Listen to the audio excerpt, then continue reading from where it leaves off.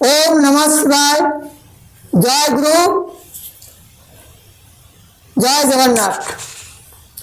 আমার প্রাথমিক বিদ্যালয়ের প্রিয় ছাত্রছাত্রীগণ, তোমাদের নিকট আমি আবারও চলে এলাম। তাছাড়াও তোমাদের গুরুজনদের মোবাইলখানা আমি ভিডিওর মধ্যে বোঝ করে দিলাম বা বোঝাই করে দিলাম বা অনেক বলে দিলাম বলে আমার প্রতি রাগ করবে না।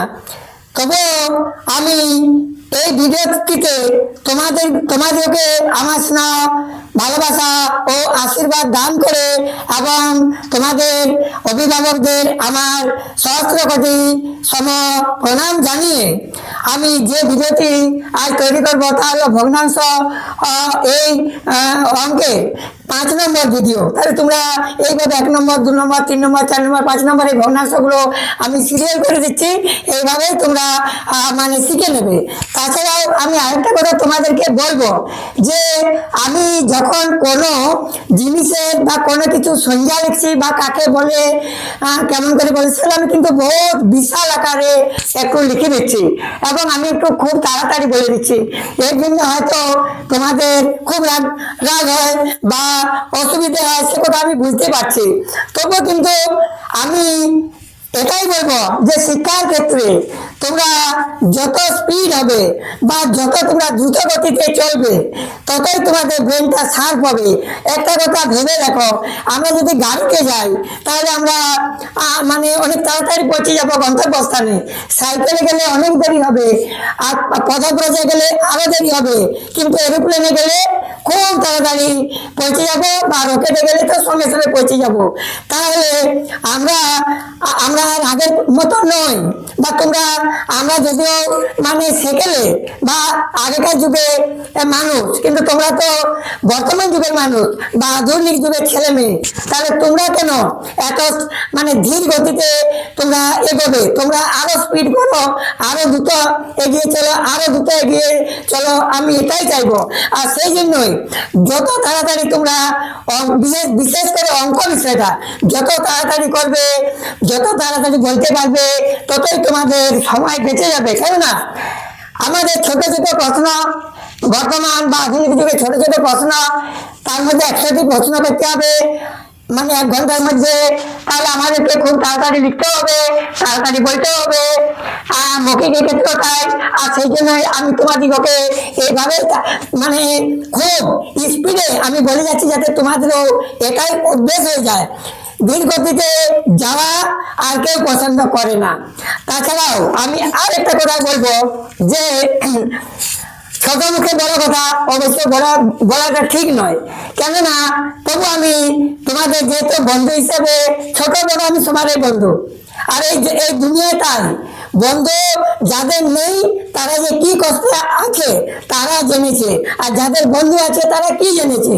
তারা তো বন্ধুর সাহায্য সদাবেলায় পেয়েছে। আবার কবিতা বা গল্প বই বা কবিতা মৌলিক বই পড়বে, তা কত মায়ের কথা, বাবার কথা, কত ভালো মন্দ গুরুজনদের কথা, পশ্চিমবঙ্গ জননীর কথা, ভারত জননীর কথা, উৎকল জননীর কথা, ছেলে মেয়েদের জন্মের কথা, মেয়েদের কথা, ছেলেদের কথা, কত রকমের কথা তুমি পাবে বা তোমরা পাবে বা তোমার গুরুজনেরা যদি পড়ে। আমার বইগুলো অনেক পড়ানো, অনেক বই লিখেছি, আরো লিখবো, যতদিন আমার জীবন থাকবে ততদিন লিখবো।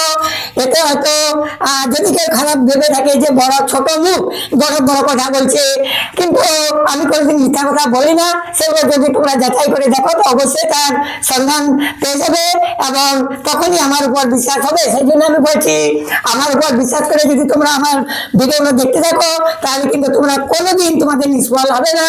অবশ্যই তোমরা একদিন না একদিন তার মূল্য পাবেই পাবে।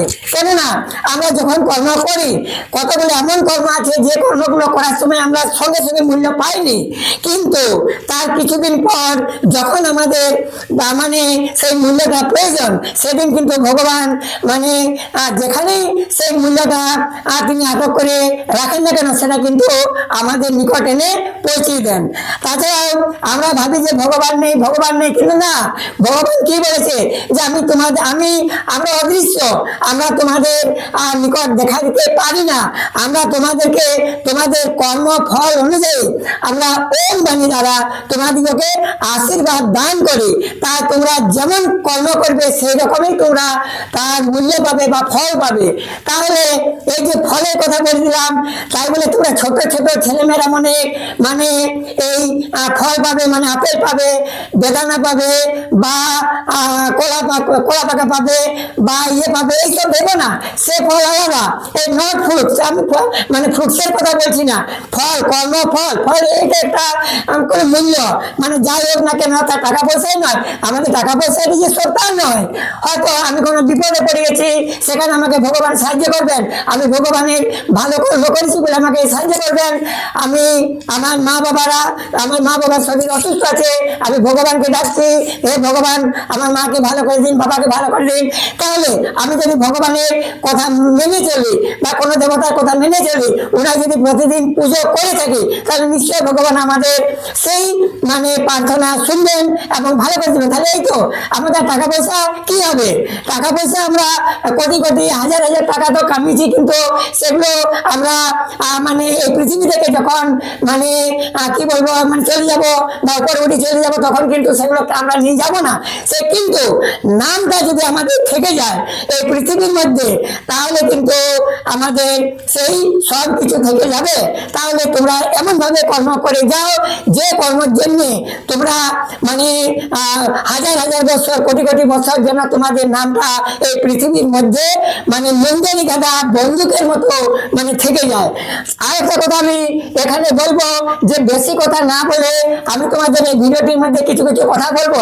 যেমন দেখো, ভগ্নাংশের কথা আমি কি বলেছিলাম, যে 2 পূর্ণ 5-এর 8, এইটি একটি কি অঙ্ক না, এটি হলো একটি এটা আমি লিখে দিচ্ছি যে এই ভগ্নাংশ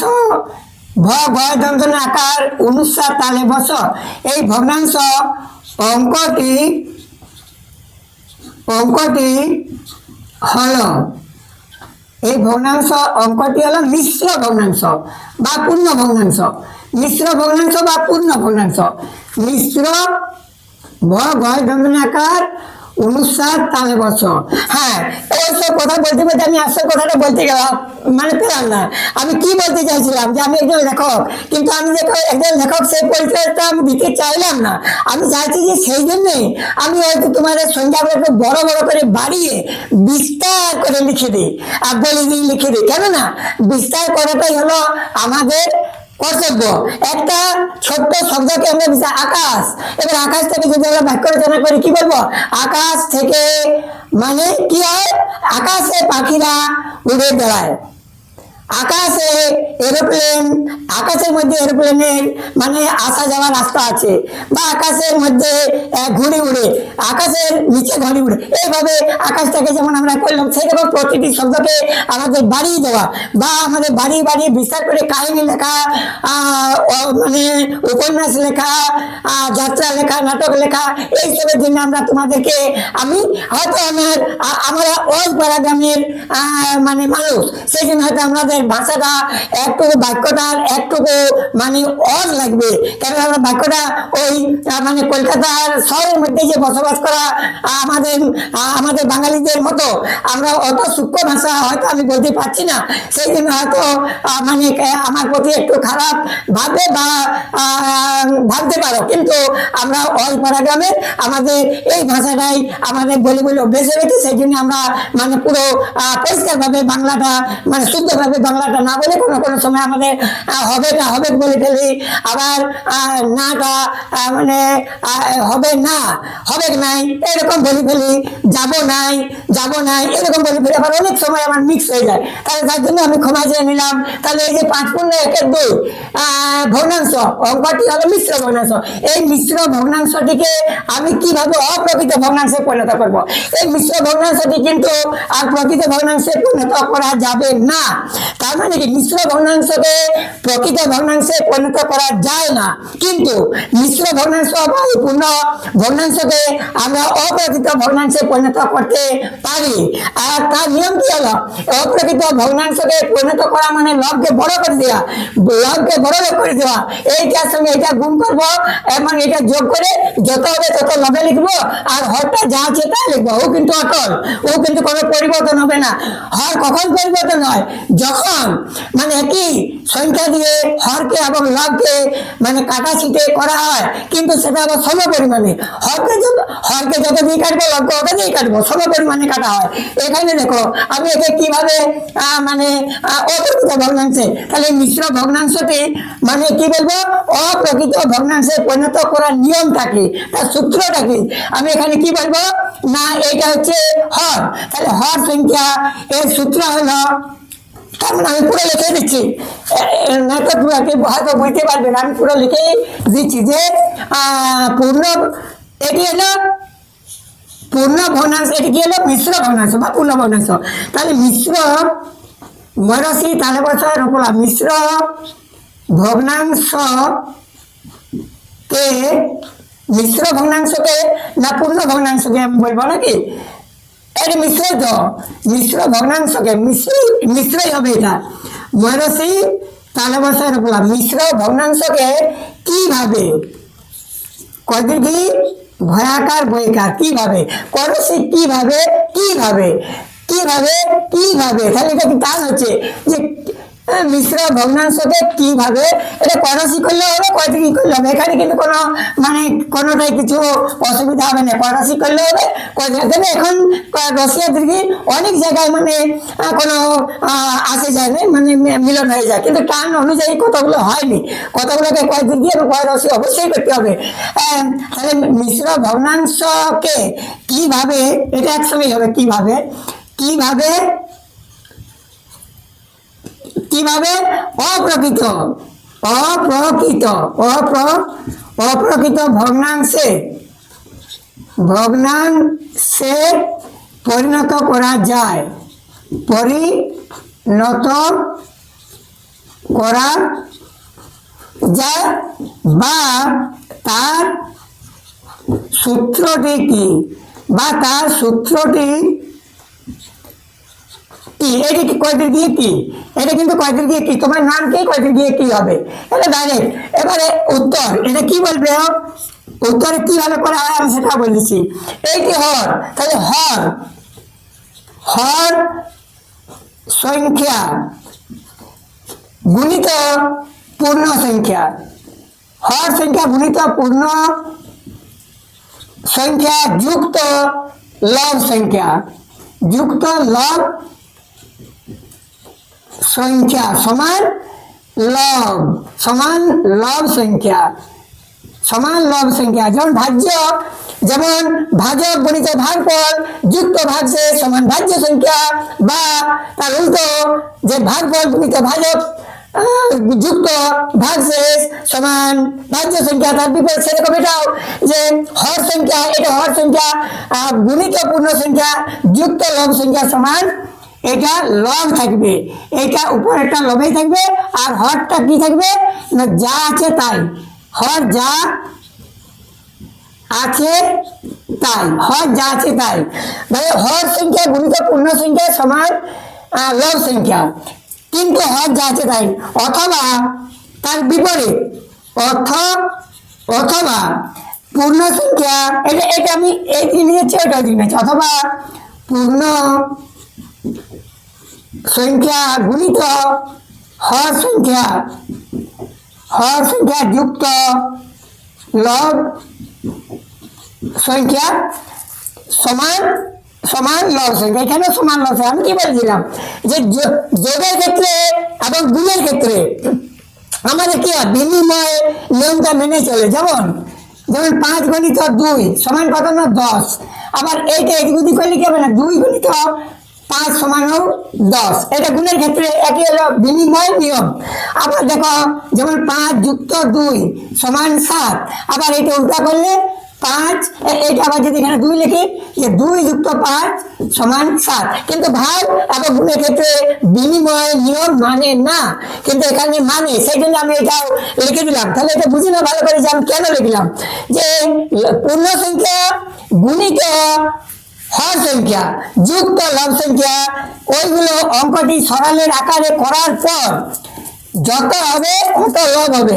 তাহলে এখানে কত কি আছে, এখানে এইটা আমি করছি যে পূর্ণ সংখ্যা কত আছে দেখো, এখানে পূর্ণ সংখ্যা 2 আছে, তারপরে গুণিত চিহ্ন আছে, গুণিত দেব।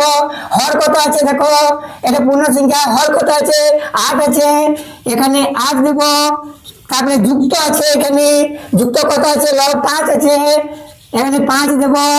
সমান কত, 2 8 16 বা 8 গুণ 16, 16 যুক্ত 5 16, সরি 16 একে যুক্ত হবে, এটা ঘর করে দিতে পারো। 16 যুক্ত 5 সমান কত, 16 17 18 19 20 21 সমান 21 হর যা আছে তাই, এতো যা আছে তাই, হর যা আছে তাই। হর আগে আগে যত ছিল, হ্যাঁ, পরেও বা অঙ্কটি সম্পূর্ণ করার পরও পরেও তাই থাকবে, তাই থাকবে, এটাই হলো কাটাকাটি। আবার উল্টাও লিখতে পারো, এই 8 গুণিত 2 পরিবর্তে 2 গুণিত 8 যুক্ত 5 লিখতে পারো, সে একই হবে। 2 8 16 যুক্ত 5 সমান 21, 16 17 18 19 21 সমান 21, সেই একই হবে।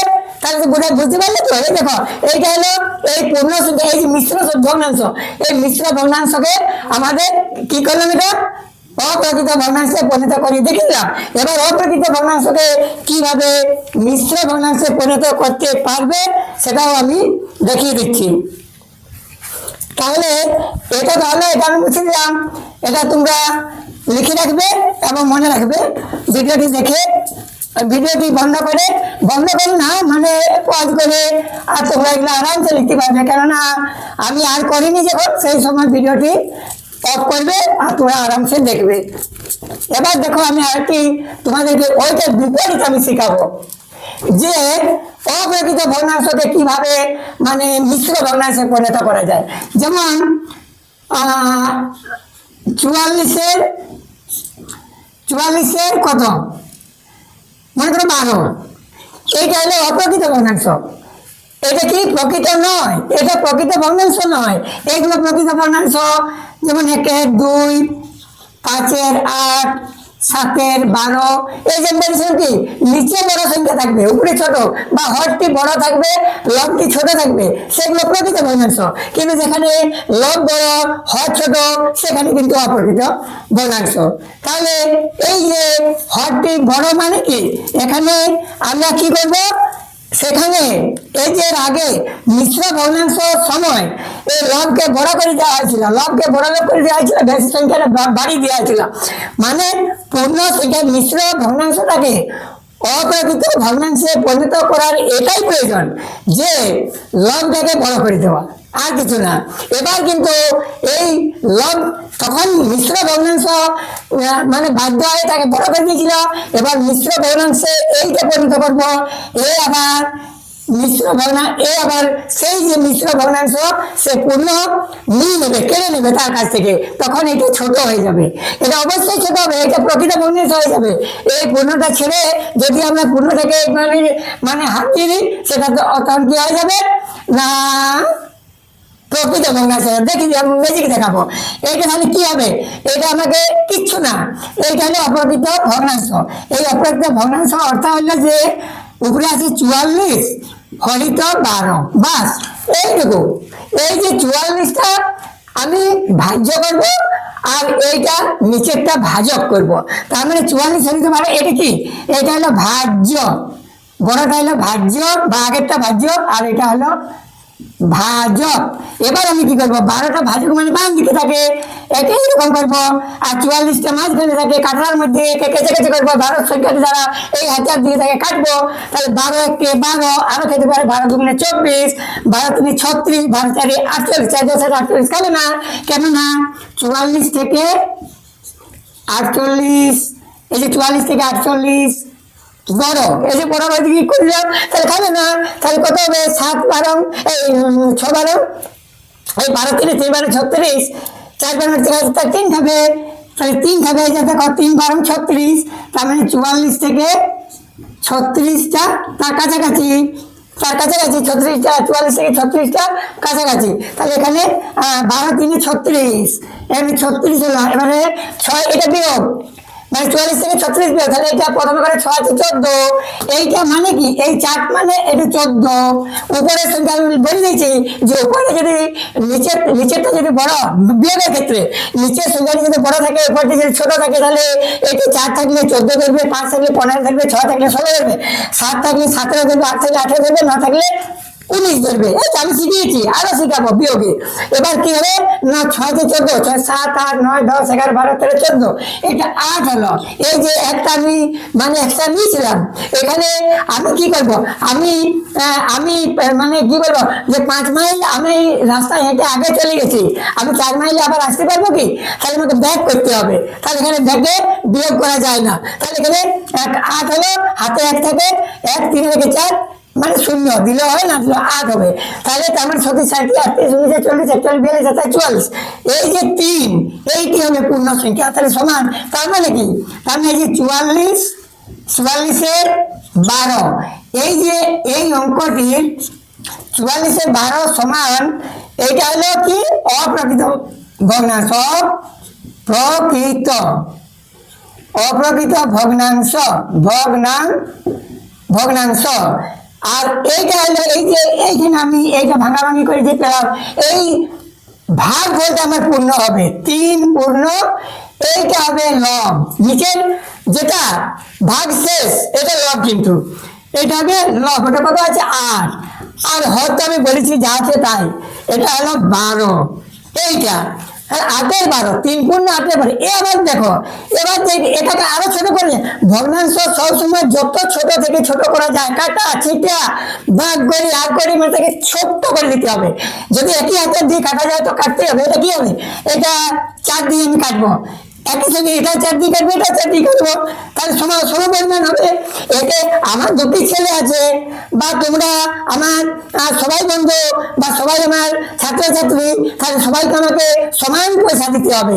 যদি আমি পয়সা দিই বা কোনো শিক্ষা দিই, আর যদি আমি সবাইকে শিক্ষা দিচ্ছি মানে সবাইকে সমান শিখাচ্ছি, সেই রকম আমার 2টি ছেলে, আমার বড় ছেলেকে যদি 5 টাকা দিই, ছোট ছেলেকে 5 টাকা দেবো, এই তো নয়তো রাগ করবে কে। সেই রকম ভাবে এখানে 4 দিয়ে একেও কাটবো, তার মানে 4